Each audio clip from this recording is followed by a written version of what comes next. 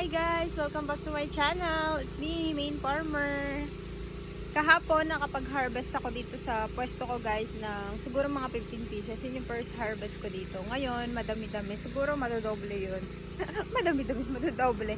Siguro madodoble. Nagdidilig pala ako ngayon habang nag-harvest. Itong dinidiligan ko, natapos ko na siyang harvestin. Konti lang naman kasi hindi pa naman ganun kadami. Ayan. Nagtitilig ako. Tapos na rito sa kabila. Kaya kung mapapansin nyo, wala na. Sobrang liliit na nila. Little asparagus. Pero guys, tingnan nyo. Pero pansinin nyo guys, ayan dumadami na yung mga asparagus na lumalabas. Pero dito sa part sa gitna marami talaga. Pero dun sa kabilang side na yan, hindi pa ganun kadami. Nakaka-excite lang. Ayan, tara, samahan nyo ako mag-harvest.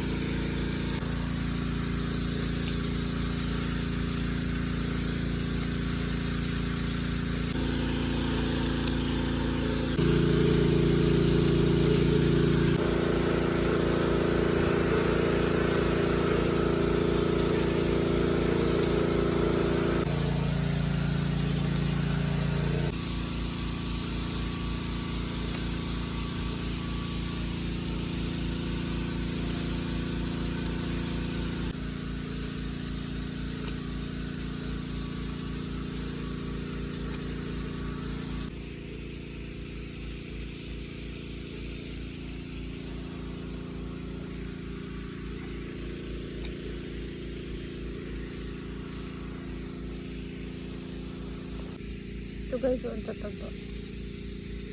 Kaso maliit pa sila. Yun ang laki niya.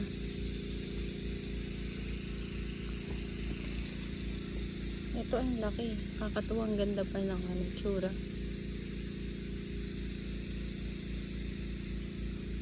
Ang laki na.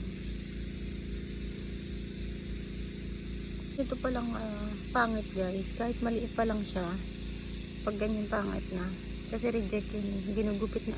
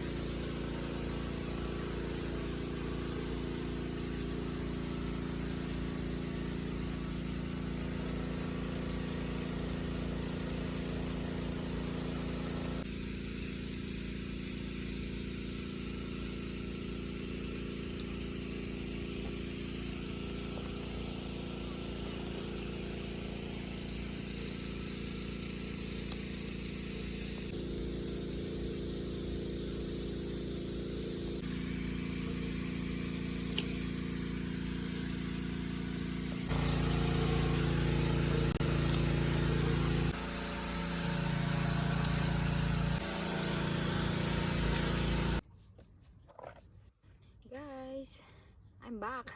Katapos ko lang magdilig at ngayon, puputulin ko na itong mga na-harvest ko.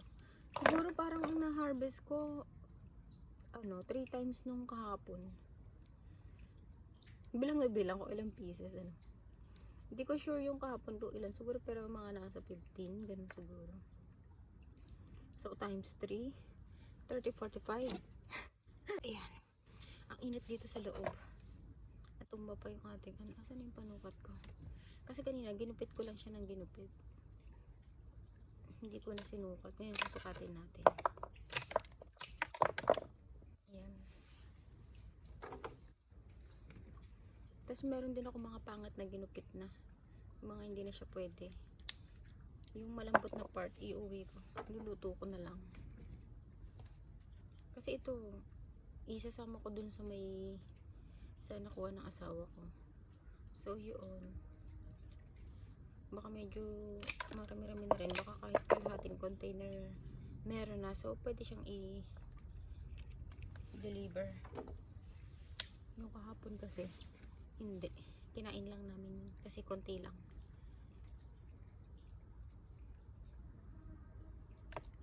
Sarap niya, lalo na fresh harvest, manamis namis. Medyo dinagdagan ko yung dilig ngayon kasi nga mainit maghapon, tapos kulog pa dito, kaya dinagdagan ko siya ng tubig.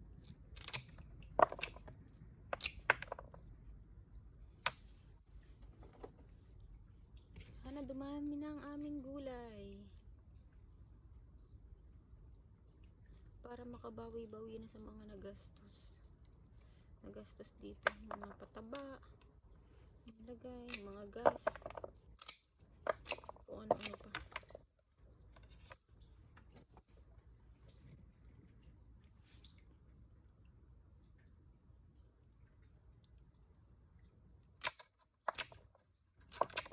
Sakto naubos yung gasolina dun sa water pump, sa may makina.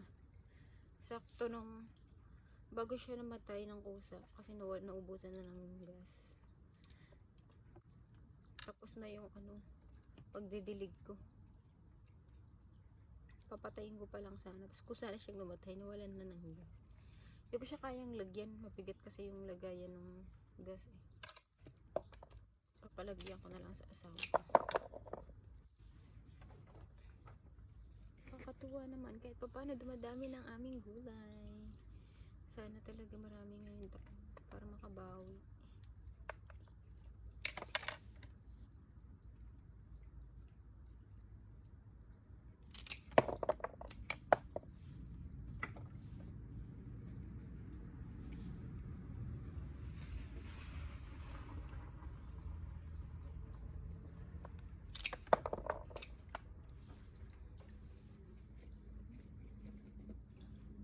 Feeling summer.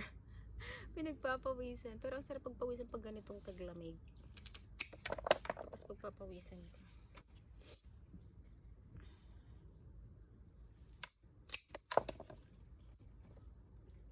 After ko dito, magpupunla naman ako ng puto ng kamatis. Kamatis at saka ng corn. Masyado pang maaga, pero dito naman sa loob kasi mainit naman sa loob ng greenhouse. So dito ko siya stay kasi sa labas malamig. Kaya na yun.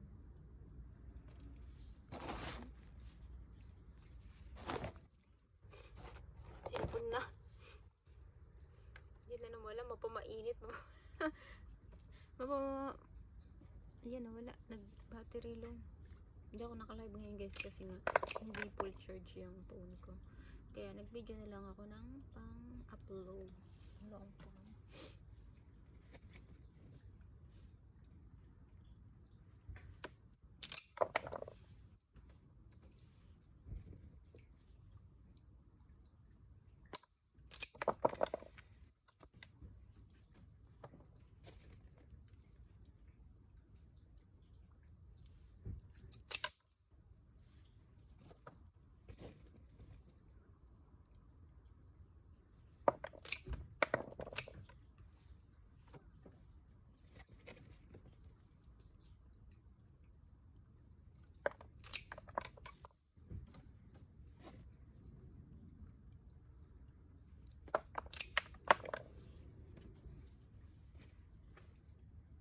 Ito yung pangat na sinasabi ko kanina. Tingnan yung yung ulo niya. Compare dito sa good. Diba kakaiba? Kaya kahit maliit pa lang siya, ginupit ko na siya guys. Kasi sayang lang yung inaagaw niya nutrients. Tapos sobrang tigas sa ilalim. So iuwi ko na lang tong malambot na part. So I'm done guys. Thank you so much. Please like, share, and subscribe to my channel. It's me, Main Farmer. Bye! Ito yung ma-harvest today guys. Second harvest. Kahit pa paano dumadami na sila. Kasi ang season pa talaga kasi nito is March. So sa March talagang magsisipag sibulan na sila. Ngayon kasi pansin nyo kakaunti pa lang. Pero kahit pa paano, meron na din. Ayun, may part talaga na sobrang dalang. As in, walang wala pa. Pa ilan-ilan lang.